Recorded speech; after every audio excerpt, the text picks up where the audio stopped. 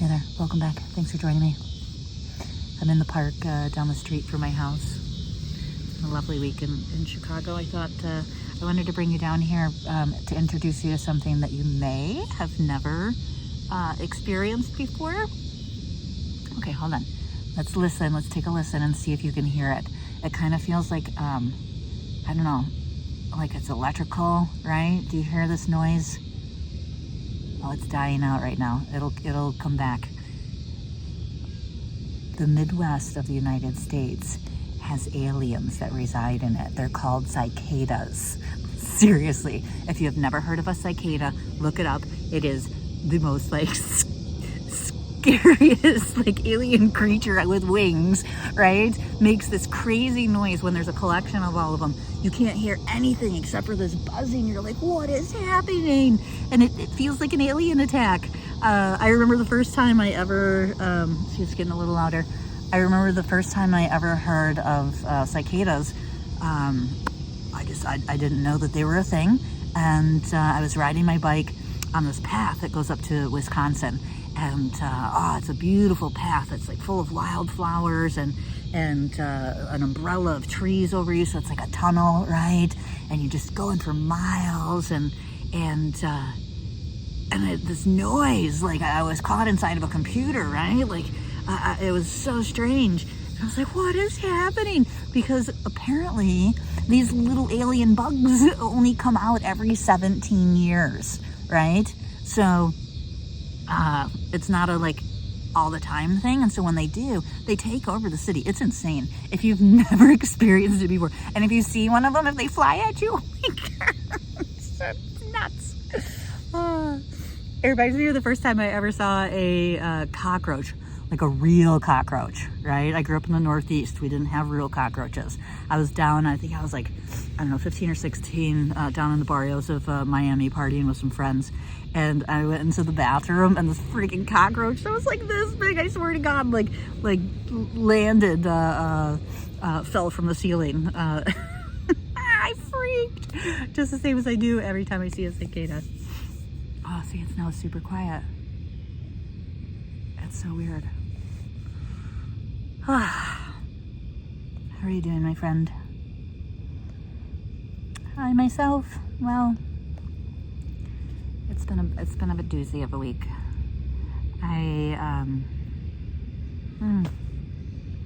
Such a crazy week, treatment. I got green lighted for treatment, and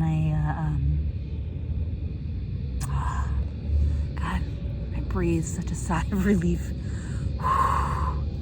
Okay, I couldn't get treatment last time. My blood, my platelets are collecting. My issue is that it's not that I don't produce platelets, it's that my spleen hoards them.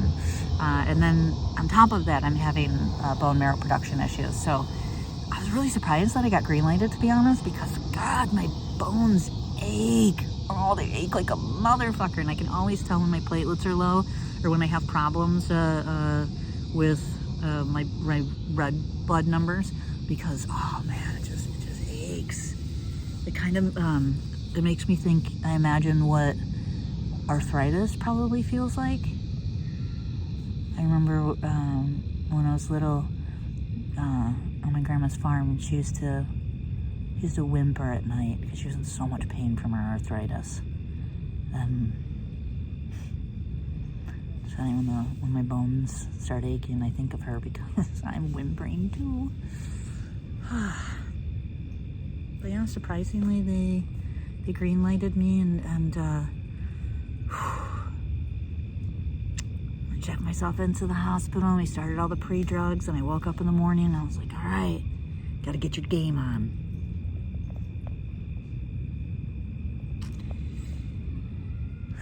And then I got my game on, and I thought, okay, now I just gotta focus all my energy into mentally being able to handle such a scary treatment, right? 24 hours where they're gonna pump Benadryl chemo, and make sure that I don't choke to death. And just as they were about to give the chemo, they had given me my steroids, they had The nurse was literally pushing the Benadryl and gonna connect the chemo, and they came in and said, stop.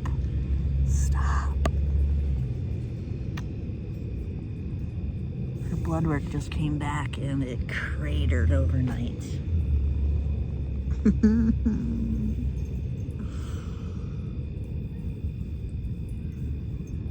So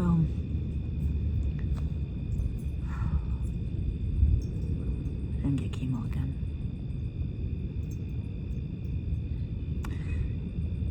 You know, dealing with this kind of, I left the hospital and it's such a, cancer itself is so helpless anyways, right? But you can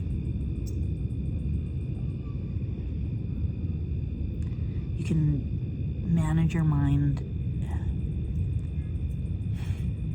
You hear me say this all the time, right? Like, the only thing that we have in this world is our choices. The only thing that we have control over is our choices.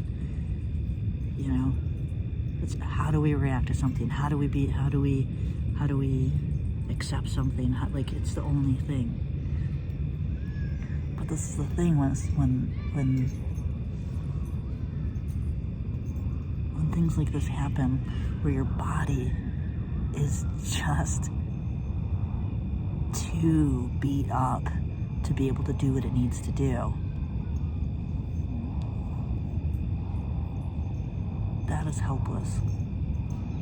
Because it's not like I can motivate myself and say, okay, all right, you just got to get your mental game on, right? You just got to walk through that door, and you got to take that Benadryl, you're going to take those steroids, and when that chemo comes in and the world starts going away, you're going to be okay. Even though you possibly could have an anaphylactic reaction, and oh my God, you never know, like, what's going to happen. It's okay, right? That's the game we play, is you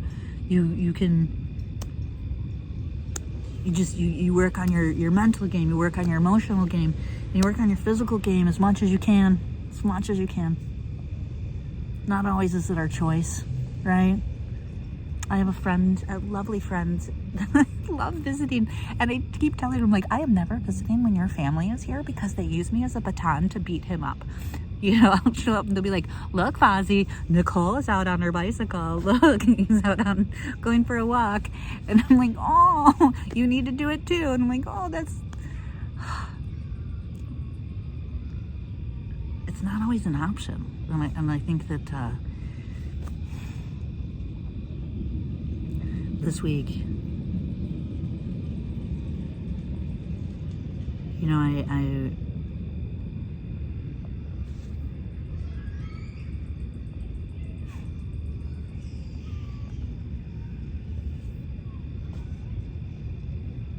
came out of the hospital and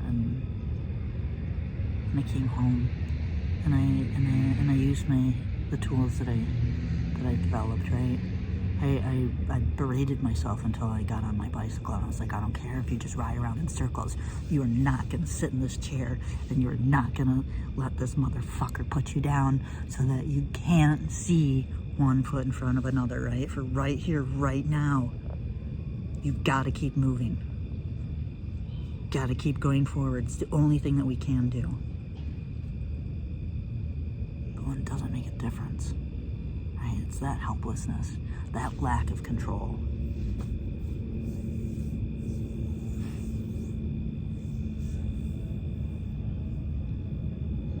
I mean, managing your death anyways is that way, but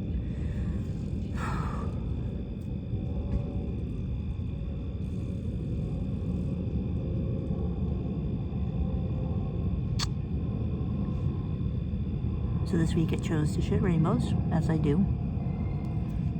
And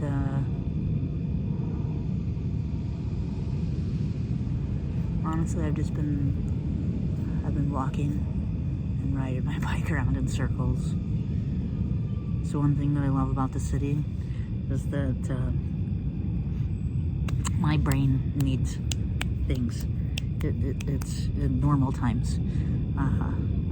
You know, my wife always jokes when she needs to get my attention. She's always like, shiny object, pay attention. It calms me. It's the greatest thing about living in the city, is that there's just always something new to look at. There's something new to focus on. There's something new to help you to breathe when you're going, oh my God, it's not even like I have to talk myself into this. It's not even like I have to like convince myself to do this. It's not even my choice.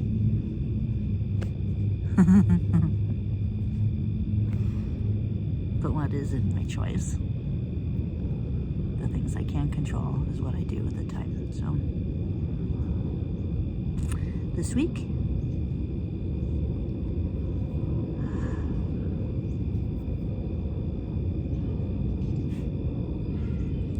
so that's my 23rd wedding anniversary this week. Well, not wedding technically, because, you know,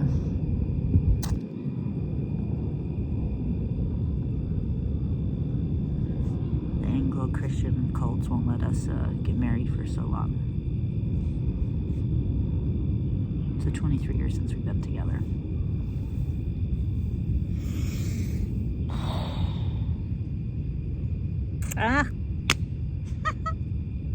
I also went to the dentist this week because I thought, hey, you know what? You've got some time. Let's get some errands done. Let's not sit in the shit or stay in the shit. We sit in the shit. We don't stay in the shit. And it's been hard to breathe this week, so I've been keeping myself busy. So I went to the dentist. Guess what I found out? I've been having some mouth sores, and which is very common for chemo. They give you this magic mouthwash to use, and I thought, oh, okay, you know, I finally have the mouth sores. No, I don't have mouth sores. You know what I have? I have disintegrating bone from the chemo. My dentist is really excited that it hasn't happened thus far. Every time I go in for a dental cleaning or dental work in the last couple of years, she's like, oh, okay, I still have my teeth, I still have my gums, I still have my bones. Wow, guess what? My bone is collapsing and disintegrating, and there's really nothing they can do except for try to keep it from getting infected, and maybe they'll have to start pulling some teeth. So my body's just rotting. Like, it's, oh. I always say, man, it's not the cancer that's gonna kill you. The motherfucker's gonna take you down by like poking holes everywhere it can.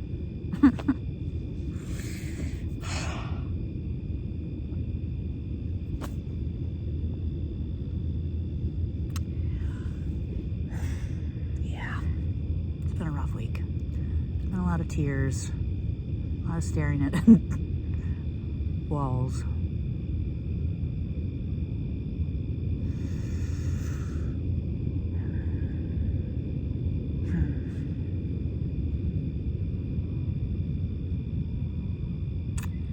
I'm gonna wrap it all up, and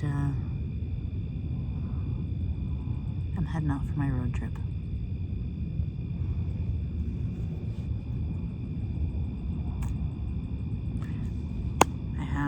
Access to my body.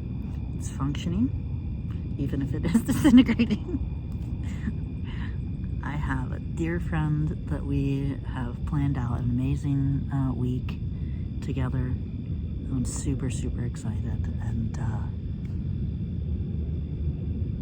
I'm just gonna hope I treat my body as best as I can, and it's gonna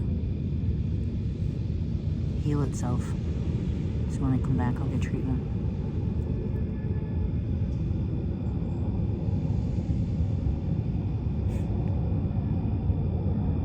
Well, at least I will get to enjoy some apple cider and some cider donuts and maybe a candied apple before these teeth fall out of my mouth.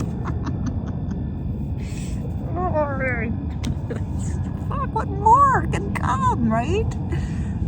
I shared with my friend that this happens to me because we're parallel in our... We're diagnosed at the same time, and she's like, what the fuck, like, is this for real? And I'm like, yeah, apparently our bones just from the chemo will just start to disintegrate. Hurts like a motherfucker too. All right.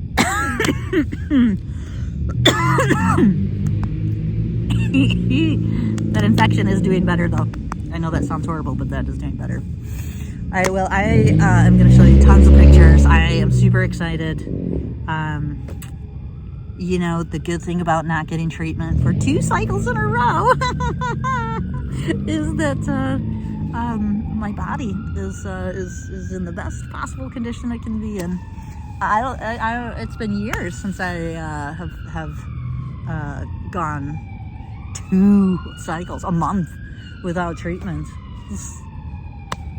That's where I came to after a couple of days this week. I was just like, all right, let's just embrace it. I have not had treatment, and I'm gonna go find some trolls and go eat some lobster rolls and look at some beautiful, beautiful nature. Go back to the enchanted forest of my childhood. I'll show you tons of pictures. All right, we'll see you next Sunday.